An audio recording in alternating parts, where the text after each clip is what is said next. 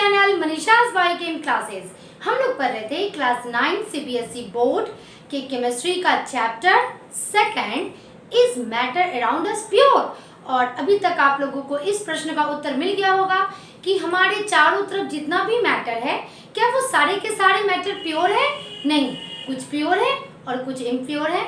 इसके previous video में मैंने आप लोगों को प्योर एंड इम्प्योर के बीच का डिफरेंसेस बताया था, साथ में कुछ फिजिकल एंड केमिकल चेंजेस के बारे में आप लोगों को बताया था। वैसे फिजिकल और chemical changes is not so important for this chapter. हाँ, जो इम्पॉर्टेंट है आपका एलिमेंट का concept and compound and mixture का कॉन्सेप्ट, ये तीन कॉन्सेप्ट काफ़ी इम्पॉर्टेंट है। और आज के इस वीडियो में मैं वन टाइप ऑफ मिक्सचर, यानी मिक्सचर के कितने टाइप्स मैंने बताए थे लास्ट वीडियो में, 2 टाइप्स बताए थे, होमोजीनस एंड हेट्रोजीनस, जिसमें आज मैं डिस्क्राइब करने जा रही हूँ आपको about homogeneous mixture and this is solution. Clear? तो अभी तक सॉल्यूशन की जो मैंने बात कही थी लास्ट वीडियो तक, मैंने बोला था कि बच्चे जब भी मैं सॉल्यूशन बोलूँ, S for solution and S for शरबत, आप हमेशा शरबत को याद रखिएगा, यानी पानी और चीनी का घोल, आप उसे याद रखिएगा ताकि आपका कॉन्सेप्ट क्लियर हो जाए। बट आज के वीडियो के बाद आपको ये समझ में आ जाएगा कि सॉल्यूशन, जो हम लोग सॉल्यूशन की बात करते हैं तो भाई पानी में चीनी डाल दिया, पानी में नमक डाल दिया, पानी में और भी दूसरा चीज़ डाल दिया।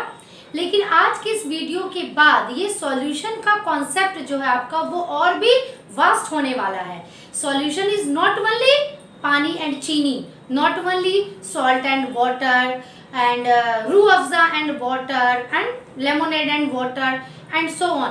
सिर्फ सॉल्यूशन का मतलब वो शरबत वाला आइटम्स नहीं है, सॉल्यूशन का मतलब कुछ और भी होता है। तो चलिए हम लोग धीरे धीरे समझते हैं कि पहले ये सॉल्यूशन है क्या, क्योंकि अब यहाँ सॉल्यूशन में सिर्फ कोई लिक्विड नहीं रहेगा, यहाँ सॉल्यूशन में कुछ सॉलिड भी रह सकते हैं, कुछ गैस भी रह सकते हैं।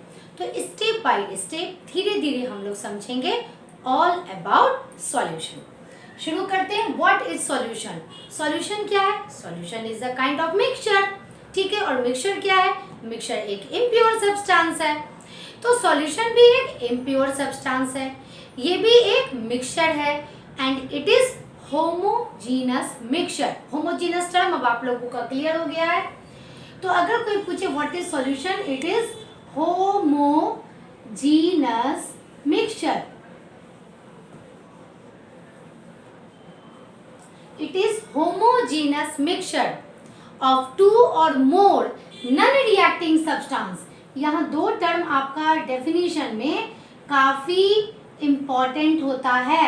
ठीक है, नॉन रिएक्टिंग सब्सटेंसेस। ठीक है, व्हाट इज सॉल्यूशन? यदि इसे डिफाइन करने आए तो आप कैसे डिफाइन कीजिएगा? Solution is a homogeneous mixture of 2 और मोर नॉन रिएक्टिंग सब्सटेंसेस। यहाँ नॉन रिएक्टिंग सब्सटेंसेस आपको लिखना जरूरी है। क्यों जरूरी है? क्योंकि यदि सब्सटेंसेस रिएक्टिव होगा, यानी वैसा सब्सटेंस जो आपस में रिएक्ट कर जाएगा, तो फिर वो तो मिलकर आपस में कंपाउंड बना देगा। बट यहाँ हमें कंपाउंड नहीं बनाना है, यहाँ हमें बनाना है मिक्सचर। Is that clear? अब आप लोगों का सॉल्यूशन का डेफिनेशन क्लियर हो गया। It is homogeneous mixture of 2 और मोर नॉन रिएक्टिंग सब्सटेंसेस। अब यहाँ 2 कंपोनेंट, यहाँ मैंने लिखा है कंपोनेंट ऑफ सॉल्यूशन। तो 2 मेन कंपोनेंट होते हैं सॉल्यूशन के, एक सॉल्वेंट और दूसरा solute. Solvent and solute, these are 2 components of solution। चलिए मैं फिर से एक एग्जांपल लेती हूँ, वही पानी और चीनी वाला ही मैं एग्जांपल ले रही हूँ, क्योंकि जब बच्चों के दिमाग में एक कॉन्सेप्ट रहता है ना, उसे ही लेकर चलना चाहिए। आपने क्या किया, 1 गिलास पानी ले लिया, उसमें 2 चम्मच चीनी डाल दिया और उसे अच्छे से मिला लिया। अच्छे से मिलाने के बाद क्या देखते हो, क्या चीनी आपको दिखाई देती है? नहीं देती है, यानी वो आपका क्या एक तैयार हो गया, जो शरबत की मैं बात कर रही हूँ वो क्या तैयार हो गया, वो हो गया सॉल्यूशन। Is that clear? वो क्या है आपका, वो है सॉल्यूशन। अब इसमें 2 चीज मैंने डाला है, पानी एंड चीनी, वाटर एंड शुगर, इस दोनों चीज को मैंने मिक्स किया है। अब मिक्स करने के बाद आपका यहाँ दो चीज़, उन दोनों चीज़ का नाम क्या है? पानी हो गया यहाँ, जो अभी मैंने एग्जाम्पल लिया, ठीक है, पानी हो गया यहाँ सॉल्वेंट, एंड जो शुगर है वो यहाँ हो गया सॉल्यूट। फिलहाल अभी आप इतना ही समझिए, ठीक है। पानी हो गया सॉल्वेंट एंड शुगर हो गया आपका सॉल्यूट। क्लियर ना? ज्यादा मात्रा में कौन है, यानी कि which one is larger amount? Water. Water हो गया सॉल्वेंट, यानी सॉल्यूशन में जो ज्यादा मात्रा में मौजूद हो, सॉल्यूशन में जिसका अमाउंट ज्यादा हो वो होता है सॉल्वेंट, और जिसका अमाउंट कम हो वो होता है solute.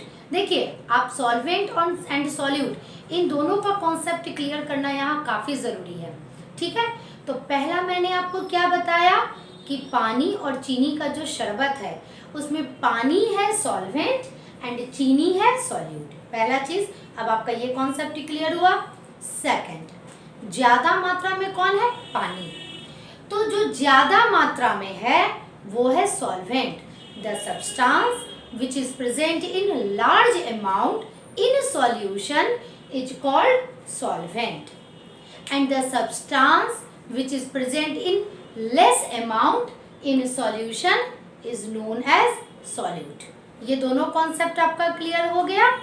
Now third concept in दोनों को लेकर, पानी और चीनी यानी सॉल्वेंट एंड सोल्यूट, इन दोनों को मैंने डिसॉल्व किया। ओके, अब जो सॉल्यूशन की क्वालिटी है वो पानी की तरह है या चीनी की तरह है? ये पानी की तरह है, यानी कि इन दोनों को मिलाकर जो सॉल्यूशन तैयार होता है उसका जो फिजिकल स्टेट है वो किसकी तरह है? वो सॉल्वेंट की तरह है। क्लियर? अब मैं फिर से सॉल्वेंट एंड सॉल्यूट आपको एक्सप्लेन करती हूँ, बोर मत हो जाना, ये बार बार इसलिए बोला जाता है ताकि आपका कॉन्सेप्ट क्लियर हो जाए। अब मैं in the language of chemistry आपको इसे डिफाइन करती हूँ। Solvent, the substance in which solute dissolve is called solvent. Clear? दूसरा concept, the substance which is present in larger amount in solution is known as solvent. Concept number 3 आपका solvent से related, physical state of solution is the physical state of solvent. ये तीनों आपका clear हो गया। ज्यादा मात्रा में जो रहेगा वो हो गया सॉल्वेंट, यही वो चीज है जिसके अंदर सॉल्यूट को घोला जाता है। और तीसरा, सॉल्यूशन का जो भी फिजिकल स्टेट रहेगा वही फिजिकल स्टेट इस सॉल्वेंट का रहेगा। Is that clear? अब हम लोग सॉल्यूट की बात करते हैं। Solute, the substance which is present in less amount, पहला कॉन्सेप्ट। दूसरा कॉन्सेप्ट, ठीक है, it is the substance which is dissolved in solvent, यही वो सब्सटेंस होता है जिसे सॉल्वेंट में डाला जाता है यानी घोला जाता है। एंड आई थिंक इतनी बार बोलने के बाद आप लोगों का सॉल्वेंट एंड सॉल्यूट इन दोनों का कॉन्सेप्ट क्लियर हो गया होगा, क्योंकि ये काफ़ी इंपॉर्टेंट कॉन्सेप्ट होता है सॉल्यूशन को समझने के लिए। तो अब आप लोगों ने सॉल्यूशन समझ लिया, कंपोनेंट ऑफ सॉल्यूशन समझ लिया। क्लियर? अब हम लोग पढ़ेंगे different types of solution. Clear? Different types of solution हम लोग पढ़ने जा रहे हैं, क्योंकि अभी तक हम लोग पानी चीनी कुछ इस तरह की बात कर रहे थे, शरबत की बात करते थे, लेकिन अब ये कॉन्सेप्ट आपका चेंज होने वाला है जस्ट इस टॉपिक के बाद। टाइप्स ऑफ सॉल्यूशन, यानी सॉल्यूशन को जब कैटेगराइज किया गया तो डिफरेंट क्राइटेरिया पर उसे कैटेगराइज किया गया। ठीक है, तो पहला जो क्राइटेरिया मैंने यहाँ लिखा है, according to types of solute and solvent, यानी कि सॉल्यूट कैसा है, सॉलिड है, लिक्विड है या गैस है, सॉल्वेंट कैसा है, सॉलिड है या लिक्विड है या गैस है। And it is very easy topic, बहुत ही आसान है ये, एक बार सुनिएगा आप लोगों को याद हो जाएगा। चलिए देखते हैं हम लोग कितने तरह के सॉल्यूशंस के बारे में हम लोगों को इस क्लास में पढ़ना है ना। सॉल्यूट, मैंने जो ये कॉलम बनाया है, सॉल्यूट, सॉल्वेंट एंड आपका एक एग्जाम्पल तो बहुत सारे हैं बट मैंने एक एग्जाम्पल लिया है ताकि आप लोगों को याद रहे। ठीक है, चलिए यहाँ देखिए मैंने किस तरह से लिखा है, liquid solid gas, liquid solid gas, liquid solid gas. ठीक है, सॉल्वेंट में liquid liquid liquid, gas gas gas, solid solid solid. इसका कहने का क्या मतलब है, लाइन बाय लाइन में आप लोगों को समझाऊंगी। पहला, यदि सॉल्यूट लिक्विड हो एंड सॉल्वेंट भी लिक्विड हो, यानी दो लिक्विड को आपस में मिला दिया जाए, जैसे दूध यानी milk and water, clear, alcohol and water, इन दोनों को मिला दिया जाए तो अल्कोहल एंड वाटर, इन दोनों में क्या हो रहा है, हमारा सॉल्यूट भी लिक्विड है अल्कोहल और सॉल्वेंट भी लिक्विड है यानी वाटर। क्लियर, आपका ये कोई एग्जाम में कोई ऐसा इससे डिटेल क्वेश्चंस नहीं आने वाला है। हाँ, हो सकता है कि इस तरह से क्वेश्चंस आ जाए कि एक एग्जांपल दे दिया जाएगा कि there is a solution of alcohol and water, tell me the state of solute and solvent. आपको स्टेट बताना है सॉल्यूट का एंड सॉल्वेंट का। क्लियर, तो इससे उसी तरह के क्वेश्चंस आएंगे। नाउ सेकंड, यदि सॉल्यूट हो सॉलिड लेकिन सॉल्वेंट अभी भी हमारा लिक्विड है, यानी लिक्विड के अंदर हम लोगों ने किसी सॉलिड को डिसॉल्व किया, तो ये वही है, पानी के अंदर आपने क्या किया, पानी के अंदर आपने शुगर डाल दिया, सॉल्ट डाल दिया, जो भी सॉल्यूबल सब्सटेंसेस है उसे डाल दिया। ठीक है, जैसे sugar plus water. Clear. Third one, यदि सॉल्यूट है गैस और सॉल्वेंट है लिक्विड, इसका एग्जांपल है एयरेटेड ड्रिंक्स। अब ये एयरेटेड ड्रिंक्स क्या होता है, कोल्ड ड्रिंक्स, जो भी हम लोग कोल्ड ड्रिंक्स पीते हैं, आप थम्स अप पीजिए, Fanta and so on, Coca Cola, Pepsi, ये सारा कुछ आप लोग पीते हैं, तो उसमें क्या होता है कि कुछ गैस डिजॉल्व रहते हैं, यानी कार्बन डाइऑक्साइड गैस उसमें डिजॉल्व रहता है।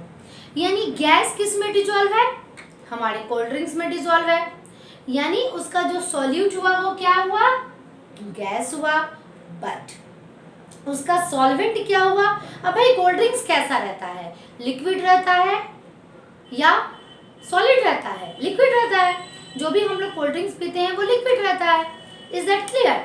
ठीक है, नाउ तो जब ये लिक्विड रहता है यानी उसका सॉल्वेंट कैसा है, लिक्विड है, और उसका एग्जांपल है aerated drinks. Clear. Now next one is, यदि हमारा सॉल्यूट है लिक्विड, यानी जो कम मात्रा में है वो है लिक्विड, और जो बड़े ज्यादा मात्रा में यानी सॉल्वेंट, ये है गैस। तो अगर ये लिक्विड और गैस है, इसका यानी क्लाउड एंड फॉग, क्लाउड बादल को आप देख लो, या फॉग यानी जिसे हम लोग हिंदी में कहते हैं कुहासा, जो सुबह के समय आप जाड़े के दिनों में देखते हो ना, पूरा व्हाइट व्हाइट हो जाता है, उसे ही फॉग कहा जाता है। उसमें क्या होता है, एयर की मात्रा ज़्यादा होती है जिसमें वाटर ड्रॉपलेट्स इंटैंगल्ड हो जाते हैं, यानी एयर की मात्रा, क्या वो लिक्विड होता है, क्या वो लिक्विड की तरह बहते रहता है, नहीं। क्लाउड क्या लिक्विड की तरह बहते रहता है, नहीं, वो उसमें जो वाटर ड्रॉपलेट्स होते हैं वो इंटैंगल्ड हो जाते हैं एयर में। Is that clear. तो वो हो गया हमारा क्लाउड या फॉग, जिसमें लिक्विड है सॉल्यूट एंड गैस है solvent. Next, solid in gas यानी डस्ट इन एयर। अब एयर तो एयर है, उसके अंदर तो छोटे छोटे डस्ट पार्टिकल्स मौजूद हैं, तो डस्ट होता है सॉलिड पार्टिकल्स जो कि एयर यानी गैस के अंदर मौजूद रहता है। नेक्स्ट है गैस इन गैस यानी एयर। अब एयर के अंदर डिफरेंट टाइप ऑफ गैसेस मौजूद हैं, hydrogen, nitrogen, oxygen, carbon dioxide, there are so many types of gases present in air. Okay, now next one is liquid, यानी solute है liquid, solid है हमारा solvent, salt with water of crystallisation, hydrated salt, ये आप लोगों ने पढ़ा है, लास्ट चैप्टर में भी आप लोगों ने पढ़ा हाइड्रेटेड सॉल्ट। इसका मैं एक एग्जांपल देती हूँ, जैसे आयरन का रक्त Fe2O3 into H2O, कुछ ऐसे सॉल्ट होते हैं जिनके साथ वाटर का मॉलिक्यूल अटैच्ड रहता है। ठीक है, यदि वो वाटर का मॉलिक्यूल अटैच्ड ना हो, यहाँ ध्यान दीजिए आप लोग, यदि ये वाटर का मॉलिक्यूल अटैच्ड ना हो तो ये अपनी प्रॉपर्टी को, ये सॉल्ट अपनी प्रॉपर्टी को नहीं शो करेगा। इस तरह के सॉल्ट को हम लोग हाइड्रेटेड सॉल्ट कहते हैं। क्लियर? ये आप लोगों ने जूनियर क्लास में पढ़ा है। जैसे एक और एग्जांपल है copper sulphate into water. Copper sulphate की जो क्वालिटी है वो तभी इनहेंस होती है जब उसके साथ ये वाटर का मॉलिक्यूल अटैच है, बट वो है सॉलिड लेकिन उसके साथ कुछ वाटर का मॉलिक्यूल अटैच है, यानी ज्यादा मात्रा में कौन है? ज्यादा मात्रा में तो सॉलिड ही है, थोड़ा सा वाटर का मॉलिक्यूल उसमें अटैच्ड है, यानी salt with water of crystallisation. ऐसे सॉल्ट में जो वाटर रहता है उसे कहते हैं water of crystallisation. Now next one is solid and solid.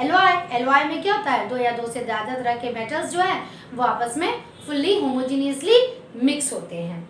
And gas on the metal surface. Let us suppose यदि ये मेटल सरफेस है, इसके ऊपर जो भी गैसेस मौजूद है, जो एयर का गैसेस है वो हल्का सा इससे अटैच रहता है, बट ये देखने में तो सॉलिड है, हमें तो यहाँ का एयर नहीं दिख रहा है, ठीक है? तो इस तरह से हुआ types of solution according to types of solute and solvent. Now on the basis of other criteria types of solution हम लोग पढ़ेंगे according to type of solvent, यानी अब सॉल्वेंट कैसा, क्योंकि इसके पहले हम लोगों ने सॉल्यूट एंड सॉल्वेंट दोनों के कॉम्बिनेशन के आधार पर पढ़ा था, ठीक है? वो एक अलग क्राइटेरिया था। अब है कि according to type of solvent, यहाँ दो तरह का सॉल्यूशन हम लोगों को पढ़ना है, aqueous and non aqueous. Aqueous solution वैसे सॉल्यूशन को कहते हैं जिसमें इसका सॉल्वेंट हमेशा और हमेशा वाटर ही रहेगा, यानी यदि एक्वस सॉल्यूशन कहीं लिखा हो तो उसमें सॉल्वेंट हमेशा और हमेशा क्या होगा? वाटर ही होगा। वाटर के अंदर ही हम लोग कुछ भी सॉल्यूट डाल दें वो हो जाएगा हमारा एक्वस सॉल्यूशन। तो यदि कोई एक्वस टर्म को हम लोग शॉर्ट फॉर्म में भी डिनोट करते हैं, और ये शॉर्ट फॉर्म आप हमेशा याद रखिएगा क्योंकि आप जो आज यहाँ पढ़ रहे हैं वही आपके 10th class and senior classes में काम आएगा। तो ए एंड क्यू से हम लोग इसे डिनोट करते हैं, ठीक है? तो एक्वस सॉल्यूशन समझ में आ गया, वैसा सॉल्यूशन जिसमें सॉल्वेंट हमेशा और हमेशा क्या रहेगा? वाटर। अब लिक्विड सिर्फ वाटर, यानी कि जो सॉल्वेंट है वो सिर्फ वाटर ही थोड़ी ना हो सकता है, कोई और लिक्विड भी हो सकता है। तो वाटर के अलावा यदि हमने सॉल्यूशन को बनाने में किसी और लिक्विड का इस्तेमाल किया, ठीक है, तो उस तरह के सॉल्यूशन को कहेंगे नॉन एक्वस सॉल्यूशन। यानी यहाँ सॉल्वेंट क्या रहेगा? सॉल्वेंट नॉट वाटर, यानी कि सॉल्वेंट वाटर नहीं रहेगा, उसके अलावा बहुत कुछ भी हो सकता है। अब जैसे आपने कैरोसिन ऑयल में कुछ घोल दिया, वहाँ पे सॉल्वेंट आपका कैरोसिन ऑयल है, या हम लोग जो यूज़ करते हैं जैसे बेंजीन, बहुत सारा है, अल्कोहल, कुछ भी हो सकता है, बट वाटर नहीं रहेगा। क्लियर?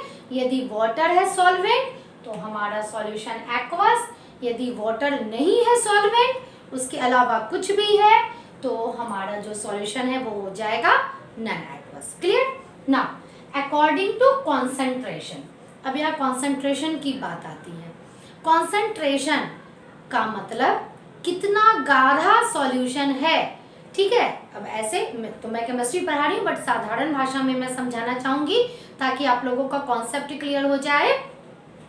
कितना गाढ़ा है? 2 गिलास पानी लीजिए आप, इसमें 2 गिलास पानी लीजिए, दोनों में पानी की मात्रा सेम हो। इसमें क्या कीजिए कि 2 स्पून शुगर डालिए और इसमें 10 स्पून शुगर डालिए। ये मैंने बायो में भी आप लोगों को समझाया है, ठीक है? ज़्यादा गाढ़ा सॉल्यूशन कौन होगा? This one. क्लियर? ज़्यादा गाढ़ा यानी more concentrated, it is more concentrated. देखिए ये जो मैं टर्म समझा रही हूँ ये इसके दोनों के लिए है। क्लियर? तो कॉन्सेंट्रेशन अकॉर्डिंग टू कॉन्सेंट्रेशन, अब इन दोनों में जो कि सॉल्वेंट की मात्रा तो सेम थी, किसकी मात्रा चेंज हुई? सॉल्यूट की मात्रा चेंज हुई। इसमें 2 चम्मच चीनी, इसमें 10 चम्मच चीनी। क्लियर? यानी सॉल्यूट की मात्रा कितनी ज्यादा है, इसे ही हम लोग कहते हैं कॉन्सेंट्रेशन। क्लियर?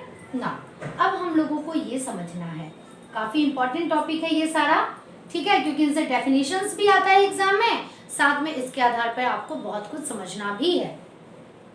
यहाँ मैंने 3 टाइप्स ऑफ सॉल्यूशन लिखा है, unsaturated, saturated and super saturated. Unsaturated, आपने क्या किया, 1 गिलास पानी लिया, उसमें 1 चम्मच चीनी डाल दिया, उसे घोल दिया, क्या होगा, चीनी पानी में घुल जाएगा। क्लियर। फिर आपने दूसरा चम्मच लेके घोल दिया, क्या होगा, दूसरा चम्मच चीनी भी पानी में घुल जाएगी। वैसे ही करते करते आपने 5 चम्मच, 6 चम्मच, 10 चम्मच, 20 चम्मच, तो मान लिया शायद ऐसा भी तो एक समय आएगा जब वो इतना गाढ़ा सॉल्यूशन तैयार हो जाएगा आपके पास कि उसके बाद वो घुलना बंद हो जाएगा।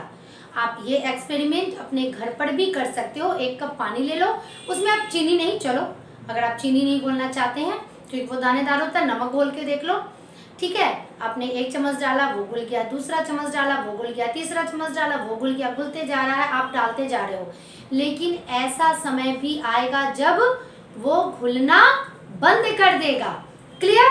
अब जब तक वो घुलता रहेगा तब तक वो होगा अनसैचुरेटेड सॉल्यूशन, और जब वो घुलना बंद हो जाएगा यानी कि उस सॉल्वेंट में जितनी कैपेसिटी है सॉल्यूट को घोलने की उतनी कंप्लीट हो गई, उस समय वो बन जाएगा सैचुरेटेड सॉल्यूशन। ये कॉन्सेप्ट आपका क्लियर हुआ, ठीक है ना। अब यदि इसका डेफिनेशन देखा जाए तो सॉल्यूशन हैविंग लेस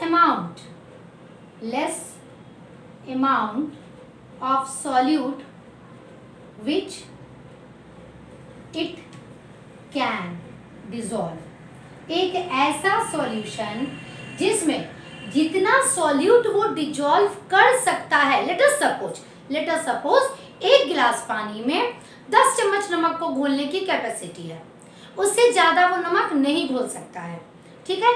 तो 10 चम्मच नमक डालने के पहले तक यानी 9 चम्मच नमक जब मैंने डाला तो क्या हो गया कि उसकी कैपेसिटी से कम डाला हमने, ठीक है। Solution having less amount of solute which it can dissolve, यानी वैसा सॉल्यूशन जिसमें उसकी कैपेसिटी जितना मैक्सिमम अमाउंट ऑफ सॉल्यूट को डिसॉल्व करने की है, घुलाने की है, उससे कम अमाउंट ऑफ सॉल्यूट यदि है तो वो है आपका अनसैचुरेटेड सॉल्यूशन। ये क्लियर हुआ आपका ना। नेक्स्ट सैचुरेटेड, यानी कि अब मैक्सिमम अमाउंट ऑफ सॉल्यूट है, यानी अब इसमें इससे ज्यादा सॉल्यूट नहीं घोला जा सकता है एट अ गिवन टेम्परेचर। ये भी मैं बताऊंगी जस्ट अभी। एट अ गिवन टेम्परेचर लगाना क्यों जरूरी है, ठीक है। आप घर पर भी इसे करके देख सकते हैं। तो solution having maximum amount of solute which it can dissolve, यानी वैसा सॉल्यूशन जो कि जितना ये डिसॉल्व करने की कैपेसिटी रखता है उतना इसमें सॉल्यूट घुल चुका है एट अ गिवन टेम्परेचर। ये क्लियर। अब जैसे आपकी कैपेसिटी है 4 रोटी खाने की, आप 4 रोटी खाते हो तभी आपका पेट भरता है। यदि आपने जब तक 2 रोटी खाया, 3 रोटी खा लिया, मम्मा अभी भी भूख लगी है, ठीक है, यानी आप उस समय सैचुरेटेड नहीं हुए हैं। बट 4 रोटी खाने के बाद आपका पेट भर चुका है, अब आप ज़्यादा रोटी नहीं खा सकते हो, यानी अब आप सैचुरेटेड हो सकते हो। यानी मैक्सिमम आपकी कैपेसिटी जितनी है खाने की उतना आप खा चुके हो। मैक्सिमम सॉल्वेंट की जितनी कैपेसिटी है सॉल्यूट को डिसॉल्व करने की उतना वो डिसॉल्व कर चुका है एट अ गिवन टेम्परेचर। यह टेम्परेचर फिक्स होना बहुत ही ज़रूरी है ना। अब भाई ये 2 तो समझ में आ गया। तीसरा क्या हुआ, सुपर सैचुरेटेड सॉल्यूशन, यानी कि बहुत टेस्टी आइटम आपके यहाँ बना, कोई बहुत टेस्टी आपका फेवरेट कोई सब्जी बना, आपने क्या किया कि वाह वाह तो मजा आ गया खाने का। आपने क्या किया उस दिन, 4 की जगह आपने 5 रोटी खा लिया, ठीक, पेट तो काफी भर जाएगा एंड दैट टाइम आप कहलाओगे super saturated. Is that clear. तो हम लोग अभी सैचुरेटेड सॉल्यूशन में तो अब ज़्यादा हम लोग सॉल्यूट डिजॉल्व नहीं कर सकते हैं, बट इस सैचुरेटेड सॉल्यूशन को लेंगे और उसे यूं चढ़ा देंगे, किस पे, चूल्हे पे चढ़ा देंगे, यानी उसके टेम्परेचर को इंक्रीज करेंगे। जब टेम्परेचर को इंक्रीज करेंगे तो जो वाटर का पार्टिकल्स है वो, यानी जो सॉल्वेंट का पार्टिकल्स है वो थोड़ा दूर चला जाएगा और सॉल्यूट को अंदर जाने का जगह मिल जाएगा, ठीक है। तो यानी कि 1 2 3 चम्मच हम लोग और सॉल्यूट उसमें डाल सकते हैं जब हीट को इंक्रीज कर देते हैं। और उस समय अब जो ये सॉल्यूशन तैयार हुआ इसमें तो इससे भी ज़्यादा सॉल्यूट मौजूद है। इसकी कैपेसिटी यदि 10 ही चम्मच नमक की थी, लेकिन अब इसमें हो सकता है 13 चम्मच नमक, 13 स्पून सॉल्ट उसमें मैंने डिसॉल्व कर दिया, ठीक है। इस समय ये बनेगा सुपर सैचुरेटेड सॉल्यूशन, यानी solution having more amount of solute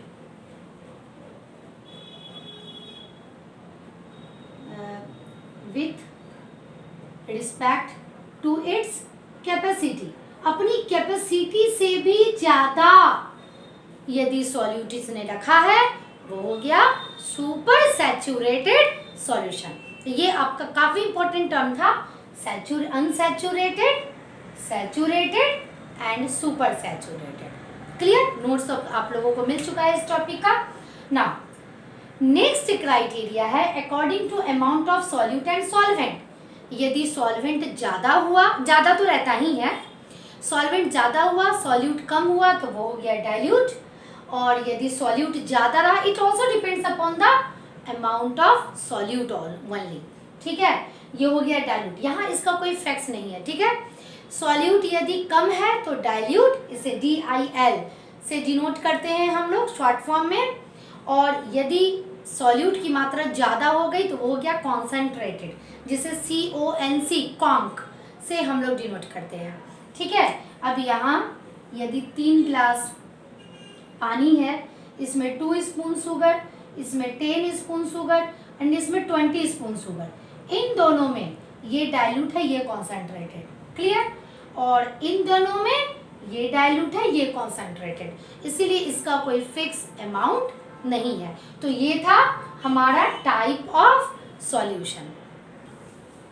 now next topic in the solution is solubility and mass percentage and volume percentage. क्योंकि इन दोनों से रिलेटेड न्यूमेरिकल्स आता है तो इन दोनों टॉपिक को आप बहुत ही अच्छे से समझिए। Solubility, solubility it means dissolving capacity of solute in solvent, यानी कि कौन सा सॉल्यूट किसी गिवन सॉल्वेंट में और गिवन टेम्परेचर पर कितना ज़्यादा घुल सकता है। लेट अस सपोज यदि मैंने शुगर लिया एंड सॉल्ट लिया और दोनों के लिए 1 ग्लास पानी ले लिया, 1 ग्लास पानी में 10 चम्मच चीनी घुल जाता है। अब यदि ग्राम की मैं बात करती हूँ, चलिए, यदि 10 ग्राम शुगर डिजॉल्व हो जाता है 1 ग्लास पानी में और सैचुरेटेड सॉल्यूशन बना देता है, वहीं यदि नमक की मैं बात करती हूँ तो 15 ग्राम नमक वो 1 ग्लास पानी में डिसॉल्व हो जाएगा और सैचुरेटेड सॉल्यूशन बनाएगा। यानी सॉल्यूट की जब मैं बात कर रही हूँ तो चीनी और नमक, सॉल्ट एंड शुगर, इन दोनों में ज़्यादा अमाउंट में कौन डिसॉल्व हो सका in the given amount of water? Salt, क्योंकि जहाँ 10 ग्राम शुगर डिसॉल्व हो रहा था वहीं 15 ग्राम सॉल्ट डिसॉल्व होकर के सैचुरेटेड सॉल्यूशन बनाया एट अ गिवन टेम्परेचर। यानी किसकी सॉल्युबिलिटी ज़्यादा हुई? नमक की सॉल्युबिलिटी ज़्यादा हुई। अब समझ में आया मैं क्या कहना चाह रही हूँ? सॉल्यूट कितना ज़्यादा घुल सकता है किसी सॉल्वेंट में, ये बताता है उसकी solubility, and that's why dissolving capacity of solute is called solubility. अब इसका जो एग्जैक्ट डेफिनेशन है वो क्या है? Maximum amount of solute dissolve in 100 gram of solvent to form saturated solution at a given temperature. Temperature fix रखना है। क्यों रखना है? क्योंकि टेम्परेचर बढ़ाने से सॉल्युबिलिटी बढ़ती है। ये जस्ट मैंने अभी आप लोगों को बताया था और बताऊंगी फिर अभी, ठीक है। तो यानी कि यदि इसे डिफाइन करने कहा जाए तो यदि 100 ग्राम सॉल्वेंट लिया गया, एक यूनिट तो हमें मानना होगा, एक यूनिट तो हमें लेना होगा। तो 100 gram solute, not solute, 100 gram solvent यदि हमने लिया तो उस 100 ग्राम सॉल्वेंट में कितना अमाउंट, यानी वो मैक्सिमम अमाउंट ऑफ सॉल्यूट, कितना सॉल्यूट घुल सकता है और घुलकर बना सकता है saturated solution at a given temperature, यही कहलाता है सॉल्युबिलिटी। क्लियर ना? यानी इसका अगर फॉर्मूला निकाला जाए, क्योंकि भाई इससे रिलेटेड न्यूमेरिकल्स आते हैं तो न्यूमेरिकल्स में भी मैं करवाऊंगी। Solubility is equal to mass of solute by mass of solvent into 100, and इसी फॉर्मूला के आधार पर आपको निकालना है सॉल्युबिलिटी ऑफ गिवन सॉल्यूट या सॉल्युबिलिटी ऑफ 2 और 3 सॉल्यूट, इनमें से किसकी सॉल्युबिलिटी ज़्यादा है। तो हर एक सॉल्यूट का सॉल्वेंट के मास से उसे डिवाइड कर देंगे और 100 से मल्टीप्लाई कर देंगे। क्लियर? What is solubility? यानी कि कितना सॉल्यूट घुलता है, उतना अमाउंट ऑफ सॉल्यूट जो 100 ग्राम सॉल्वेंट में घुलकर सैचुरेटेड सॉल्यूशन बना दे, उसे कहेंगे उस सॉल्यूट की सॉल्युबिलिटी। Is that clear? अब आगे बढ़ते हैं हम लोग। Effect of heat and pressure on the solubility. अब टेम्परेचर बढ़ाएंगे और घटाएंगे तो क्या होगा, प्रेशर बढ़ाएंगे या घटाएंगे तो क्या होगा। चलिए, यदि हमारा सॉल्यूट सॉलिड है या यदि हमारा सॉल्यूट लिक्विड है, ठीक है, तो टेम्परेचर बढ़ाएंगे, with increase in temperature solubility भी इंक्रीज करेगा। क्यों करेगा? इसलिए करेगा, मान लिया कि ये सॉल्वेंट के पार्टिकल्स हैं, ये सॉल्वेंट के पार्टिकल्स हैं जिसके अंदर सॉल्यूट को जाना है। अब हम लोगों ने क्या किया, इसे हीट किया। जब हम लोग इसे हीट करेंगे तो क्या होगा, इसके बीच का जो इंटरमॉलिक्यूलर स्पेस है वो और ज़्यादा बढ़ जाएगा, जिसकी वजह से लेट अस सपोज ये बीच बीच में जो ये बड़े वाले गोले में दिखा रही हूँ ना, ये सॉल्यूट है, ठीक है। तो इंटरमॉलिक्यूलर स्पेस इसका और बढ़ जाएगा, तो जहाँ एक सॉल्यूट घुला हुआ था वहाँ 2 घुल सकता है, उसे स्पेस मिल जाएगा घुलने का, और इस वजह से टेम्परेचर बढ़ाने के कारण किसी भी सॉल्यूट की सॉल्युबिलिटी बढ़ जाती है। यानी यदि हमारा सॉल्यूट सॉलिड है या लिक्विड रहेगा तो टेम्परेचर बढ़ाने से सॉल्युबिलिटी बढ़ जाएगी। यदि प्रेशर बढ़ाया जाए या घटाया जाए तो यहाँ पे नो इफेक्ट, कोई इफेक्ट नहीं पड़ने वाला है सॉल्युबिलिटी के ऊपर। क्लियर ना? यदि हमारा सॉल्यूट जो है वो गैस है, तो भाई यदि टेम्परेचर बढ़ाएंगे तो सबसे पहले तो गैस ही निकल के भागेगा, क्योंकि गैस के पार्टिकल्स की काइनेटिक एनर्जी वैसे भी बहुत ज़्यादा होती है। तो थोड़ा सा टेम्परेचर बढ़ाया, उसने और काइनेटिक एनर्जी ले लिया और वहाँ से निकल कर भाग गया, ठीक है। तो यदि हमारा सॉल्यूट गैस है तो इस समय टेम्परेचर बढ़ाने पर बाय इंक्रीजिंग टेम्परेचर, अगर टेम्परेचर हम बढ़ाते हैं तो सॉल्युबिलिटी डिक्रीज करती है, सॉल्युबिलिटी इसकी डिक्रीज करेगी। लेकिन यदि प्रेशर बढ़ाते हैं, दिस इज P, तो इसकी सॉल्युबिलिटी भी इंक्रीज करेगी। Is that clear? क्योंकि जब हम लोग प्रेशर अप्लाई करेंगे तो गैस के पार्टिकल्स और नीचे आ जाएंगे और खाली जगह बच जाएगा दूसरे गैस के लिए, तो और भी गैस उसमें डिजॉल्व हो सकता है।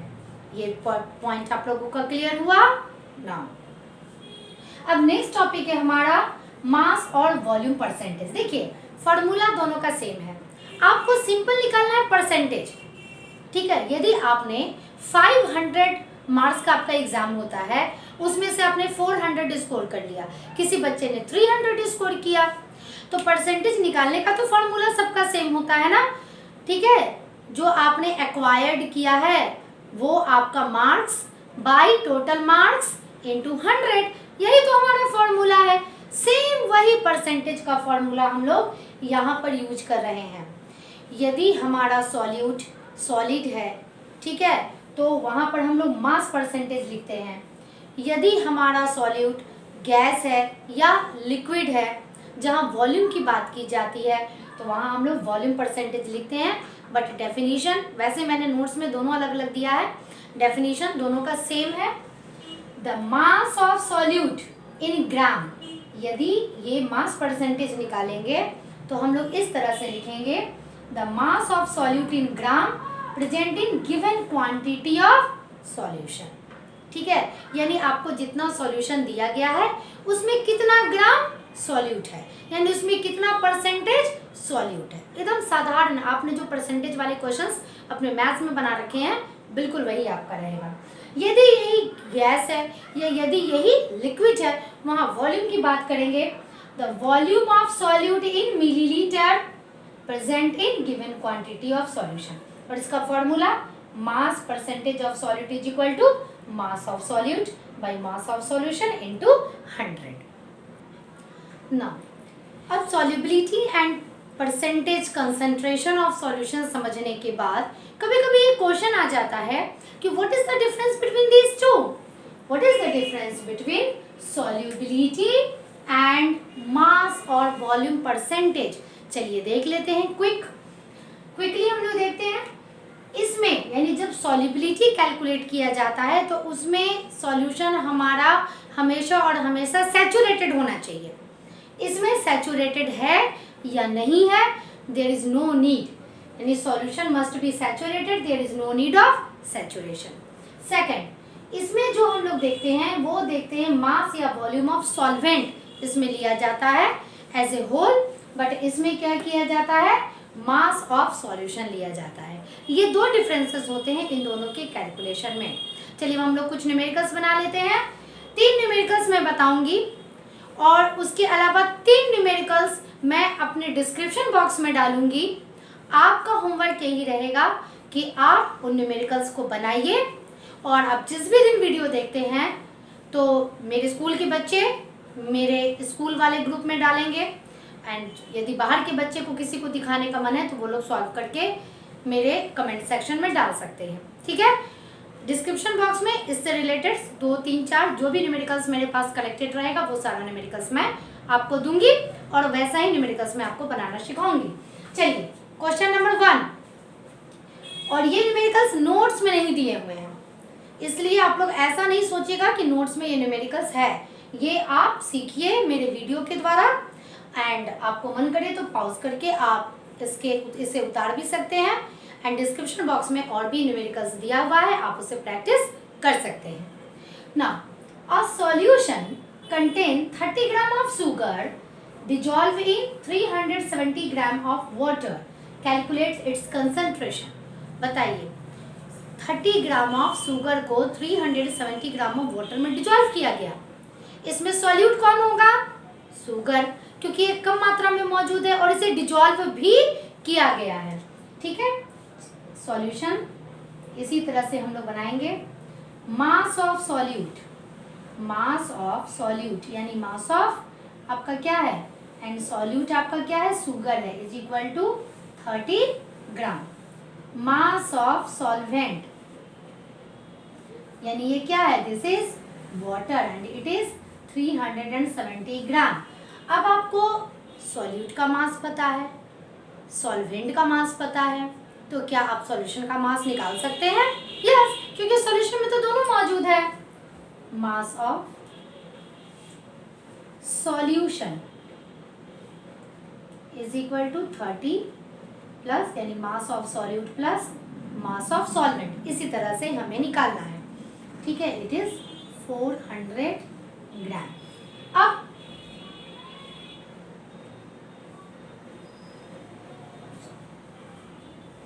परसेंटेज या सिंपल कॉन्सेंट्रेशन ऑफ सॉल्यूशन या सॉल्यूट, आपको यहाँ कॉन्सेंट्रेशन निकालना है सॉल्यूट का, तो आपका क्या होता है formula, mass of solute by mass of solution into 100। Which is equal to 30/400 into 100। जब आप इसे सॉल्व करोगे तो आएगा आपका आंसर 7.5%। Is that clear? इस तरह से हम लोगों को कॉन्सेंट्रेशन निकालना है। आप चाहें तो बोर्ड से भी उतार सकते हैं अपनी कॉपी में। क्वेश्चन नंबर 2 जो कि इसी की तरह है, बट यहाँ वॉल्यूम परसेंटेज निकालना है। तरीका बिल्कुल यही रहेगा, सिर्फ मास की जगह हम लोगों को वॉल्यूम लिखना होगा। अ सॉल्यूशन कंटेन 50 मिलीलीटर, देखिए मिलीलीटर आया यानी यहाँ वॉल्यूम है, of alcohol mixed with 150 millilitre of water. Calculate concentration, ठीक है, calculate concentration of this solution. तब आप कैसे लिखेंगे? जैसे आपने ऊपर लिखा, लेकिन यहाँ मास की जगह वॉल्यूम लिखेंगे क्योंकि हमारा यूनिट मिलीलीटर में है। तो volume of solute is equal to, ये क्या है हमारा अल्कोहल है ना, तो ब्रैकेट में अल्कोहल लिख लेंगे, is equal to 50 millilitre. Volume of solvent which is water, it is 150 millilitre. अब आपको सॉल्यूट का वॉल्यूम पता है, सॉल्वेंट का वॉल्यूम पता है, तो आप सॉल्यूशन का वॉल्यूम निकाल सकते हैं, ठीक है। Volume of solution is equal to 50 plus 150 and which is 200 millilitre. अब आपको कॉन्सेंट्रेशन निकालना है तो बिल्कुल वही लिखेंगे, यहाँ पर लिखेंगे volume of solute, volume of solute by volume of solution into 100, it is 50/200 into 100 and इसका रिजल्ट आएगा 25%। तो इस तरह से आप न्यूमेरिकल्स को सॉल्व कीजिए। मैं एक और न्यूमेरिकल्स आप लोग को बताती हूँ। Next question is 12 gram of potassium sulphate dissolve in 75 gram of water at 60 degree Celsius, what is it's solubility. यहाँ हम लोगों ने सॉल्युबिलिटी निकालना है, ठीक है। सॉल्युबिलिटी का फॉर्मूला क्या था?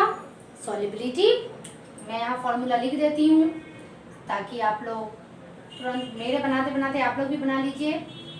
मास of solute by mass of solvent into 100, clear. इसी को मैं भी यूज करूंगी, इनटू 100, यानी 100 ग्राम सॉल्वेंट में कितना ग्राम सॉल्यूट घुलेगा कि वो सैचुरेटेड सॉल्यूशन बन जाएगा। यहाँ आपको पोटेशियम सल्फेट की सॉल्युबिलिटी निकालनी है, ठीक है। तो आपका क्या होगा? मास ऑफ सॉल्यूट कितना दिया है? मास ऑफ सॉल्यूट आपका दिया है 12 gram and mass of solvent कितना दिया है? कितने ग्राम पानी में से डिसॉल्व किया गया है? 75 ग्राम वाटर में डिसॉल्व किया गया है। तो अब इसकी सॉल्युबिलिटी निकालने के लिए सॉल्युबिलिटी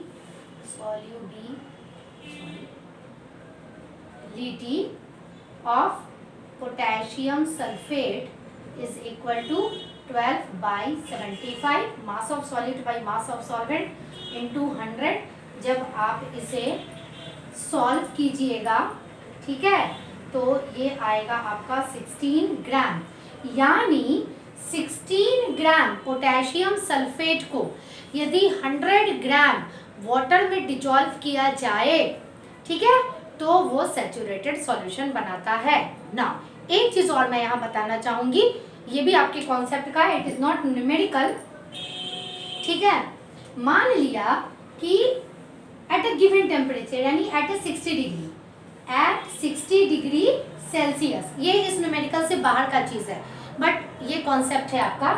एट 60 डिग्री सेल्सियस पर क्या हुआ कि 16 ग्राम पोटेशियम सल्फेट को जब हम डाले 100 ग्राम वाटर में, तो ये क्या बन जाएगा? सैचुरेटेड सॉल्यूशन बन जाएगा। Is that clear? अब हम लोग क्या करेंगे, मैं जो बोल रही हूँ समझा रही हूँ, आप उसे देखिए, ठीक है। अब हम लोगों ने क्या किया, इसे हीट किया, इसे गर्म किया, तो गर्म करेगा तो क्या होगा? मोर पोटेशियम सल्फेट घुलेगा, टेम्परेचर बढ़ाने से उसकी सॉल्युबिलिटी बढ़ जाएगी, यानी हो सकता है 18 या 20 ग्राम तक घुल जाए, ठीक है। उसके बाद जब हम लोग इस यानी कि this is super saturated solution, super saturated solution बन गया, ये मैं पढ़ा चुकी हूँ आप लोगों को। अब इसे जब हम लोग कूल करेंगे, जब इसे ठंडा करेंगे, इसके टेम्परेचर को कम कर देंगे, तो क्या होगा, तब इस पोटेशियम सल्फेट का क्या होगा, जो एक्स्ट्रा घुला हुआ है वो क्रिस्टलाइज हो जाएगा, यानी कि वो क्रिस्टल के फॉर्म में आ जाएगा। इट मीन्स कि जो सॉल्यूशन में घुला हुआ था वो क्रिस्टल के फॉर्म में आ जाएगा। क्लियर? मान लिया कि 60 डिग्री सेल्सियस पर इसने सैचुरेटेड सॉल्यूशन बनाया है और यदि मैं ये कहूँ कि बेटा 60 डिग्री सेल्सियस से क्यों ना हम लोग टेम्परेचर को कर दें 20 डिग्री सेल्सियस, यानी टेम्परेचर को और कम कर देंगे, तब इसमें जो घुला हुआ है 16 ग्राम पोटेशियम सल्फेट जो कि सैचुरेटेड सॉल्यूशन बनाया है, ऐसे में भी वो क्रिस्टल के फॉर्म में आएगा। कहने का it is very important topic, ठीक है। तो क्या होगा, क्योंकि इस कॉन्सेप्ट से भी रिलेटेड मैं क्वेश्चंस आपका डालूंगी अपने डिस्क्रिप्शन बॉक्स में, इसलिए आप इसे अच्छे से समझिए। एट अ गिवन टेम्परेचर, जब टेम्परेचर बढ़ाते हैं तो सॉल्युबिलिटी बढ़ती है, जब टेम्परेचर घटाते हैं तो सॉल्युबिलिटी घटती है, ये पहली बात। दूसरी बात कि जब टेम्परेचर घटाया जाता है और उसने सैचुरेटेड सॉल्यूशन बना रखा है, उस समय जो टेम्परेचर घटने के साथ सॉल्युबिलिटी घटेगी और जो एक्स्ट्रा हमारा सॉल्यूट रहेगा वो क्रिस्टल के फॉर्म में हमें मिल जाएगा, and this process is known as crystallisation, जो इसी चैप्टर में हमें आगे पढ़ना है। ठीक है, तो आज के इस वीडियो में हमने क्या पढ़ा, हमने पढ़ा ऑल अबाउट सॉल्यूशन। सॉल्यूशन की पूरी डिटेल जानकारी मैंने दी। सॉल्यूशन का नोट्स आपको इस वीडियो के पहले वाले वीडियो में मिल चुका है। ठीक है, अब मैंने पहले भी कहा है कि आप हर एक वीडियो के डिस्क्रिप्शन बॉक्स को चेक करते रहिए, हर एक के डिस्क्रिप्शन बॉक्स में कोई ना कोई मटेरियल आप लोगों को मिल सकता है या हो सकता है ना भी मिले। ठीक है, तो इस वीडियो के डिस्क्रिप्शन बॉक्स के साथ आप लोगों को होमवर्क मिलेगा एंड यही होमवर्क आप लोगों को दिखाना है।